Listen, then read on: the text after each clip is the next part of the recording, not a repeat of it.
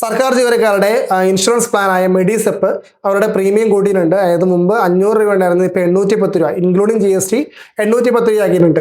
അപ്പോൾ നമുക്ക് അതിൽ കവറേജ് കൊണ്ട് കൂടിയിട്ടുണ്ട്. 3 ലക്ഷം രൂപ ഉണ്ടായിരുന്നത് 5 ലക്ഷം രൂപയിലേക്ക് കൺവേർട്ട് ആയിട്ടുണ്ട്. മുമ്പ് ഉണ്ടായിരുന്നത് ഓറിയന്റൽ ഇൻഷുറൻസ് തന്നെയാണ് ഇപ്പോഴും അത് മാനേജ് ചെയ്യുന്നത്.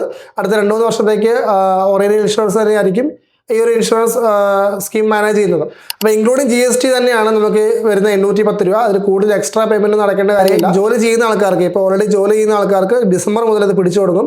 പെൻഷൻ വാങ്ങിക്കുന്ന ആൾക്കാർക്ക് ജനുവരി മുതലാണ് ഈ ഒരു ഫണ്ട് പിടിച്ചു കൊടുക്കുക. അപ്പോൾ 810 രൂപയ്ക്കുള്ളിൽ GST ഉൾപ്പെട്ടിട്ടുണ്ടെന്ന് പറയുമ്പോഴും നമ്മൾ എന്തുകൊണ്ട് GST ആഡ് ചെയ്തു എന്നുള്ള കാര്യം നമുക്ക് അറിയത്തില്ല. കാരണം ബാക്കി എല്ലാ പ്രൈവറ്റ് കമ്പനിയുടെയും GST 0 ആക്കിയിട്ടുണ്ട്.